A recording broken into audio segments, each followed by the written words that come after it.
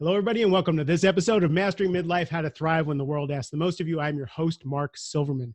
Today, I have a guy on the show who I've been fanboying for a while and following on Twitter and social media because he brings so much intelligence to the world of health and nutrition. His name is Dr. Will Cole.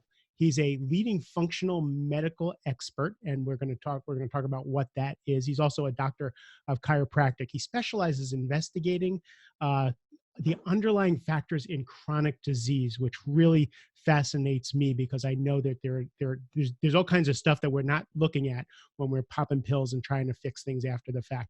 He wrote a couple of books. One is Ketotarian. It's a generally plant-based way of going keto, which is revolutionary in and of itself. And then the book has coming out, and when this airs, it's going to be yesterday, but is The Inflammation Spectrum, which is perfect for anybody who's 35 and up. Dr. Will, thank you for being here. Oh my goodness. Thanks, my friend. I'm excited to be here. So anytime I get to talk to a guy like you, the words jumble over my mouth for all the questions I want to ask, because I know everything that you do affects me tremendously. So I eat sugar, I can't use my hands the next day, right? I eat dairy, I'm sneezing like I have allergies. Right. So I'm one of those test tube babies who know that food does that to me. Mm-hmm. So that's what you're focused. Tell us what functional medicine is. Sure. Yeah. So functional medicine, if I had to compare it to mainstream or conventional medicine, and it's to say that, I mean, functional medicine is more mainstream than ever. And that's a good thing. We're helping more people. The Cleveland Clinic has a functional medicine center. That's who's trained myself and my team, IFM, which is the governing body of board of training. So if I had to delineate the difference between functional medicine and mainstream medicine, number one, we interpret labs using a thinner reference range. So anybody that's listening right now, they'll know, hey, when I go to the doctor, I get these labs done, and then I'll have my number, and then I'll have this reference range, this X to Y interval of numbers that I'm being compared to. Well, we get that reference range from a statistical bell curve average of the population of that lab. People that predominantly go to labs are people with health problems. There's a lot of people that go to the doctor and they know they don't feel well. They have the fatigue. They have the digestive problems or the inflammatory symptoms. And they know intuitively something's off, but the doctor says everything's fine. You're just depressed, take this antidepressant. You're just getting older. You just need to lose weight. I mean, any reason why someone could be feeling not normal, but have quote unquote normal labs. What they're unintentionally telling the person is that they're a lot like the other people with health problems that they're being compared to, that are making up the population of the reference range. So in functional medicine, we're looking at a much thinner range. Like if we're taking people with health problems out of the reference range, what's left is optimal, vibrant wellness, which is a much tighter range oftentimes within that larger reference range. So that's where functional medicine gets its name. It's where the body is functioning the best.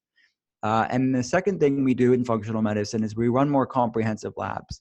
So it's interesting. My top patient base are engineers, other people in the healthcare field, like nurses and doctors and school teachers. And they all have they have a common love of spreadsheets and data and getting to the root cause and tracking trends of, for the school teachers is tracking grades, and it resonates with them. And the engineers is getting to the root cause. With the doctors, it's being analytical. With the nurses, it's being analytical. And we are able to get to the root cause and be evidence-based. We're looking at things like microbiome issues, hormonal imbalances, toxicity, chronic infections, inflammatory issues, to track that data objectively. But get to the root cause. I mean, nobody's sick from a medication deficiency or lack of pharmaceuticals in their body, and they cannot medicate themselves into wellness one day. So we're more concerned with, why do you have the problem in the first place? Like, what's upstream, to use a functional medicine term, that's causing you to have these symptoms? And we see symptoms as like check engine lights. The check engine light is on. You don't cover up the check engine light and say, see you in 6 months, you're fine. Nobody has a check engine light cover up or deficiency, right? There's a reason. What we have to look underneath the hood. And when we take the car to the mechanic, he doesn't cover up the check engine light. If he does, get a new mechanic. But the reality is, what's underneath the hood? And he does diagnostics. That's what we do in functional medicine, diagnostics. What's misfiring? What's dysfunctional? It's causing the check engine light, the fatigue, the digestive problems, the anxiety, whatever the symptom is, what's going on. So, and then we realize we're all different. There's not a cookie cutter approach to getting well. And you could have 100 people with fatigue, and what works for one person doesn't work for the next person. And that could be applied to any symptom. We have to look at what works for you and use real life as a lab. And that's the duality of functional medicine. There's the science, but there's the art. You also have to read between the lines. And how do you make this practical and realistic? So we use food as medicine. We use natural medicine, like botanical medicine, herbal medicine as medicine, lifestyle changes, medications when needed, to really be customized to the individual. So that's my long-winded soapbox on functional medicine. I love it. And, it's not even to the individual. We were talking before I turned on the microphone that what worked for me 10 years ago doesn't work for me now. Totally. And that was shocking, right? Now what do I do, right? And I talk to a guy like you. So before we go into the subject matter that I want to talk about, why do you do this? What got you into this whole thing? I love health and wellness just from a geek out like science standpoint. I've always been fascinated in it. But it began growing up. My parents were into wellness. My dad was like a bodybuilder in the 80s and 90s when bodybuilders were like, they probably still are today, but they were like in turquoise Speedos. And like, I thought it was normal that your dad just walked around in like turquoise or pink Speedos.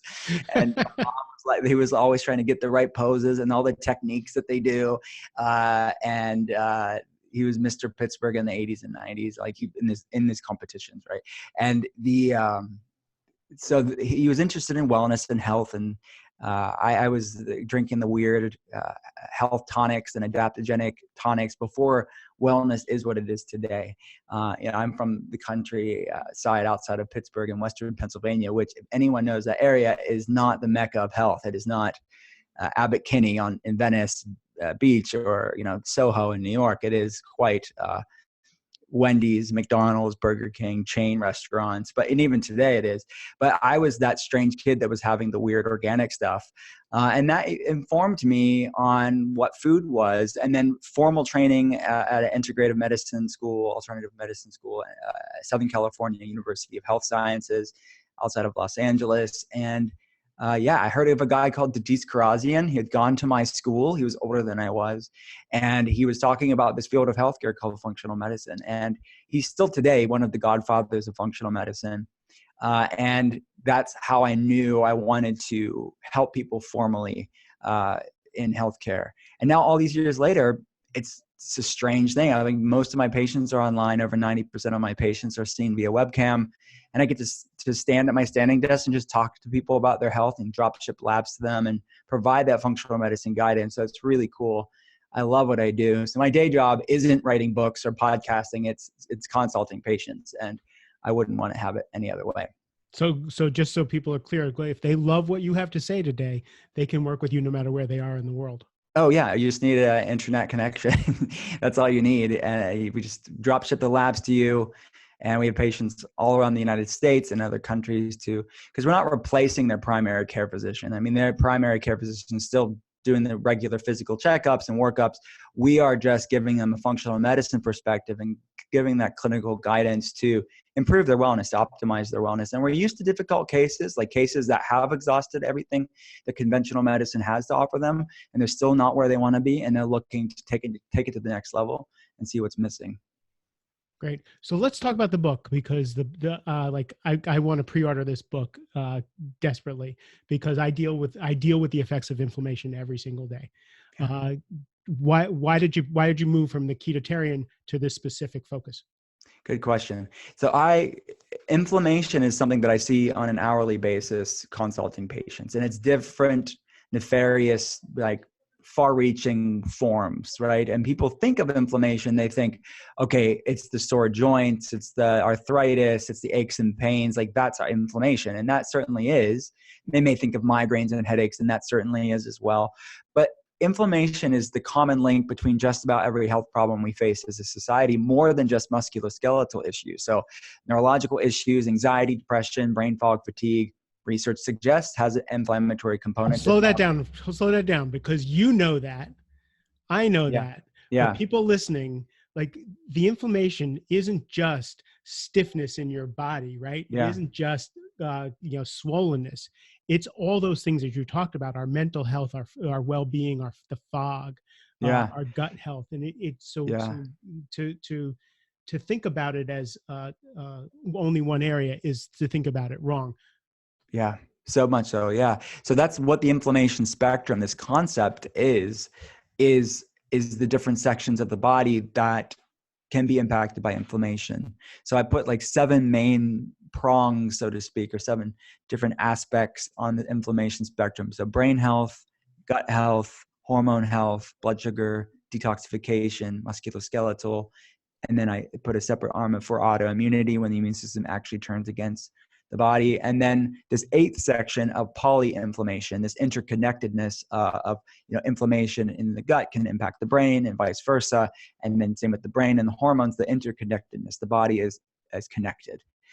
So it exists on a continuum from low-grade symptoms like low-grade fatigue, background anxiety, some digestive issues, some bloating, to the other end of the inflammation spectrum where it's a full-blown ICD-10 like diagnosis code. Someone has autoimmune condition, God forbid, or diabetes or heart disease or any one of these inflammatory health problems. And then everything in between this, it's a gradient of inflammatory cascades going on in the body. So the why I wrote it as my second book, because I see it, and because it's really a deep dive into the science and the research and what to do about it, the inflammation. But I talk about the concept of inflammation spectrum in Ketotarian. I talk about it.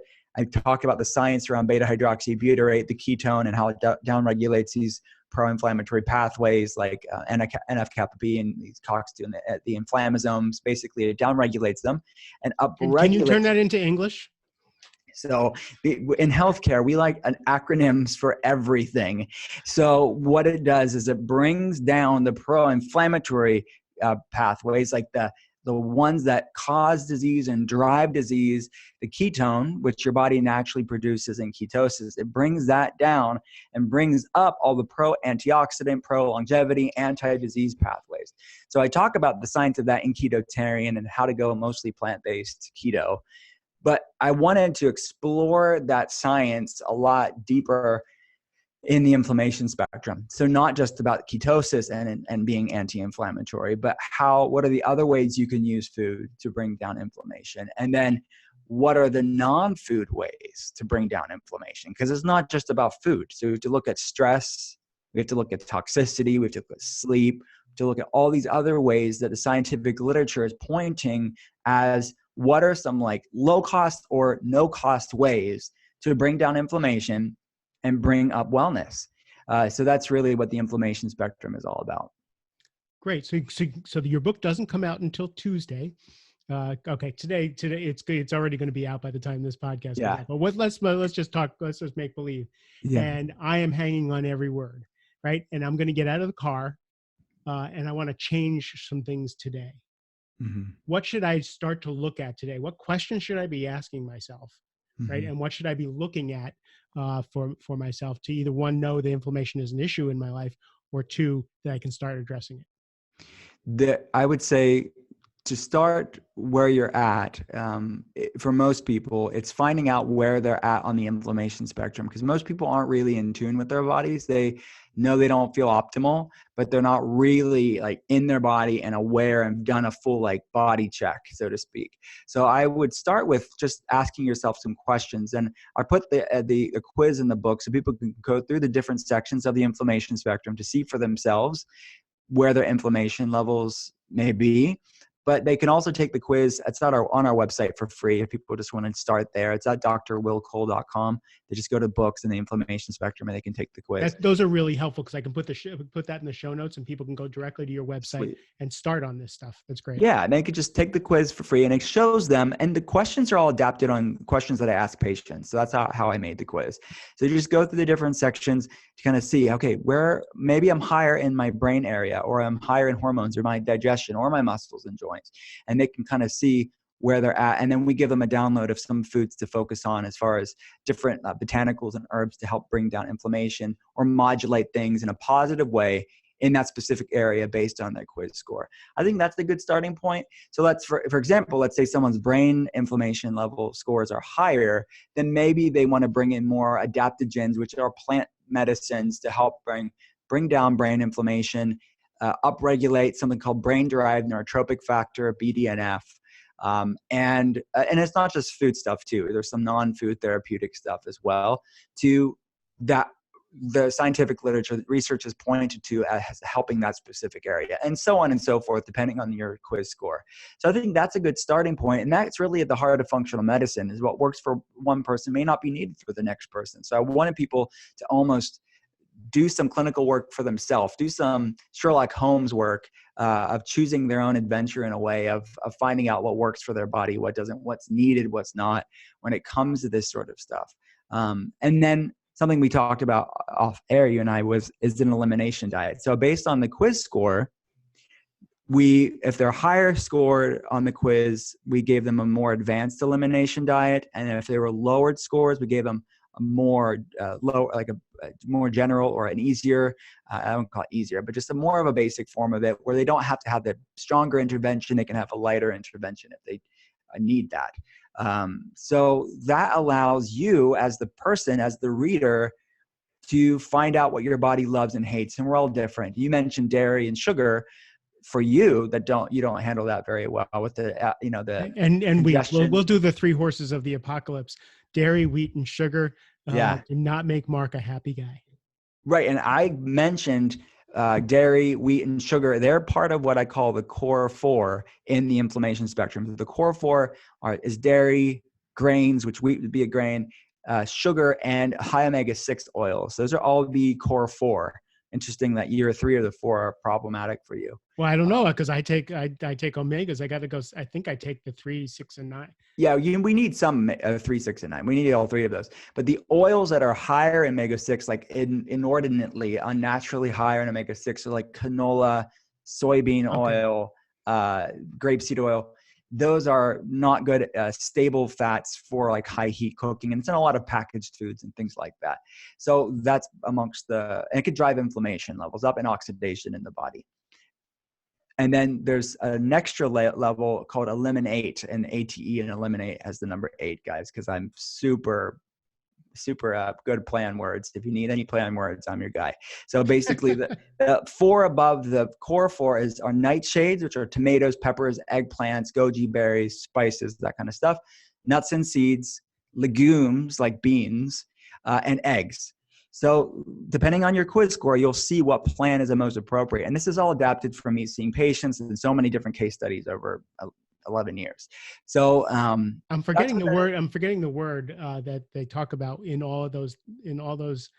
Gluten is what this is. I forgot. Yeah, lectins. Lectins. So the whole lectin thing is not a fantasy. It really is something that affects people. It's lectins are a component to it, and we talk about lectins at length in the book.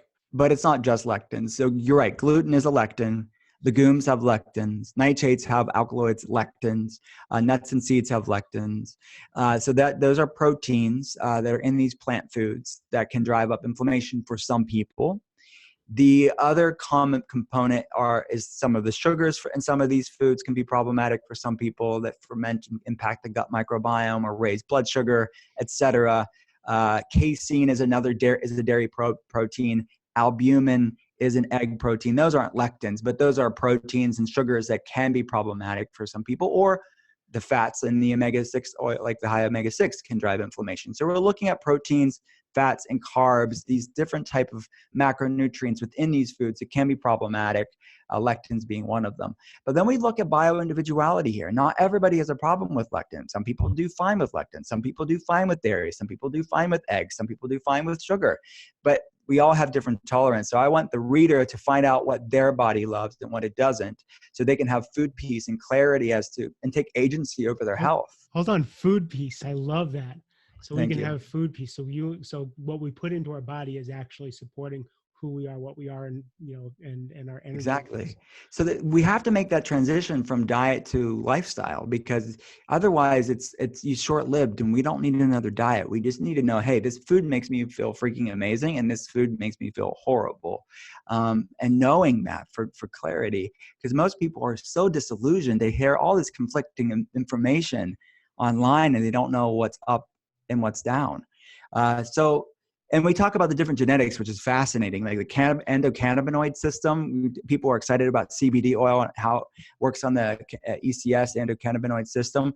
Well, your gut is rich with CB1 receptors, basically these receptor sites for the cannabinoids. And people with these different gene variants, they're more prone to lectin sensitivity, food sensitivities, inflammation. Not everybody has that. And we looked So at the different. I got to slow you down, because Yeah. you said you were talking about CBD oil. Yeah. So thumbs up, thumbs down, or what were you? Because you went over that really quickly. Yeah, no, I think it's great. I think it's great. But I was less than commenting on CBD. I was really commenting on how it works. Well, it works on the cannabinoid system of the body, endocannabinoid system. And our body has this whole system inside of itself, and not just hemp oil, full spectrum hemp oil with cannabinoid compounds in there there's a lot of things that impact the cannabinoid system.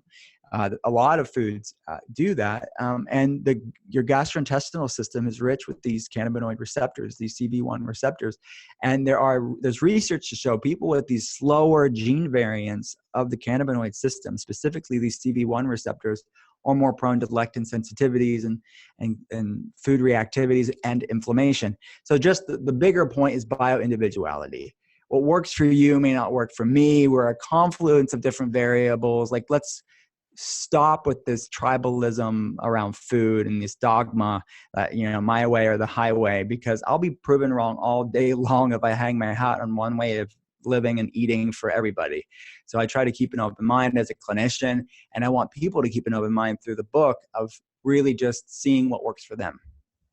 I love it. I've been confused by the health industry. I'm a geek about all this stuff, and because for me it was life and death, and I am so confused because I'll read one book and it completely is against the other book.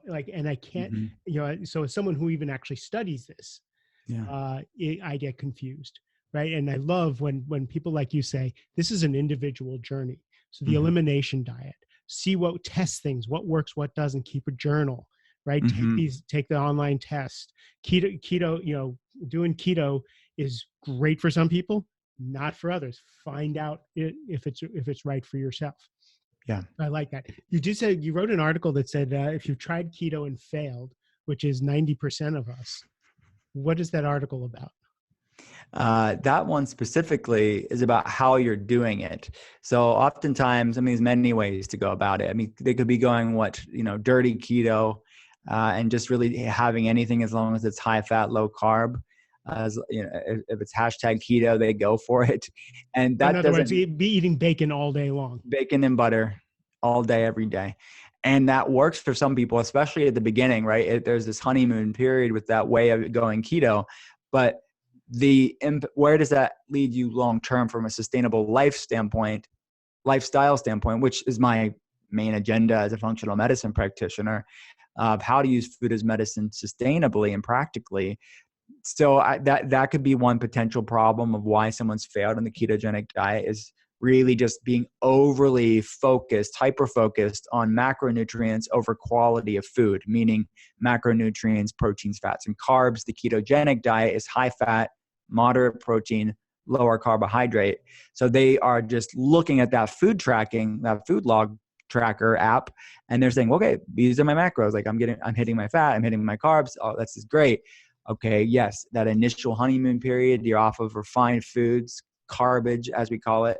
And then where are you at long term? Like, what is it?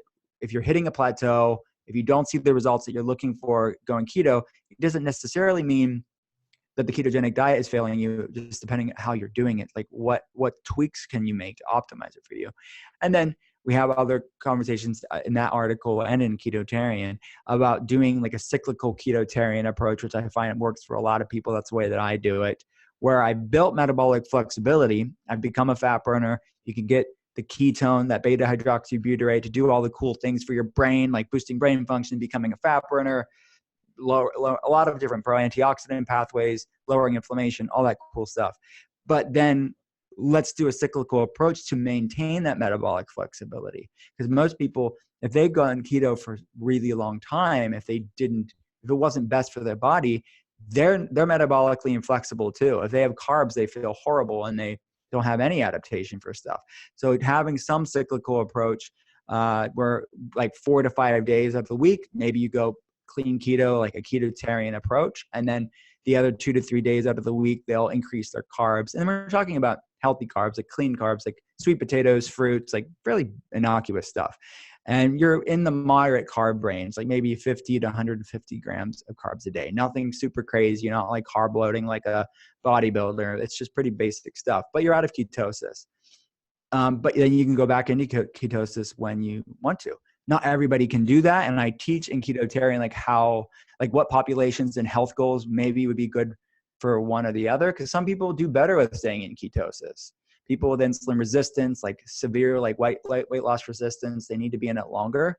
People that have neurological issues, people that have different inflammatory problems do better because they're using this tool of ketosis to manage their symptoms. And that's a good thing.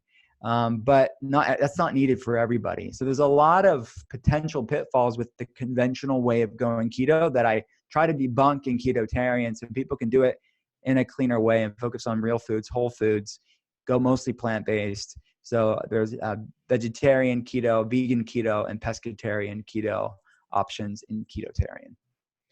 So one of the reasons I follow you is because I went keto and it just didn't seem healthy. And I started to see you online and I started to read what you had to say. And it made so much more sense than the beef all the time guys. Yeah. And so that's why I started to follow you, and I wanted you to be on the show to talk to people. So you do consultations on the web, right? So people can go to your website and they can sign up for a consultation. Yeah, and we offer actually a free webcam health evaluation or phone health evaluation, either one. It's for people that just get their questions answered on is this consultation with me even appropriate or not? Like just as a first vetting for themselves to see if this is right for them or not. Yeah, that's everything's at drwilcole.com for that. Okay. And I'll put that all in the show notes. It's the two books are Ketotarian and then The Inflammation Spectrum. I really recommend it highly. This is one of the most sound people on the interwebs that you can follow because there's a lot of crazy people out there. So I appreciate that. Dr. Cole. We'll call you Dr. Cole. I was going to call you Will, but that's Will's fine. I have no ego about that. It's fine.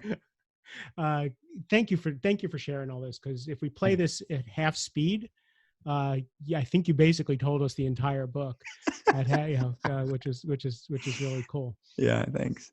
So links to everything in the show notes.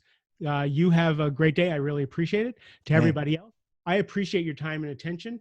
I suggest you follow Dr. Cole on Twitter and on LinkedIn and on Facebook and Instagram and all that, because you will get all this, just value constantly on the interwebs, plus the book and his website, which I'll put links to. So thank you. Have a great day. I love you guys, and make it awesome.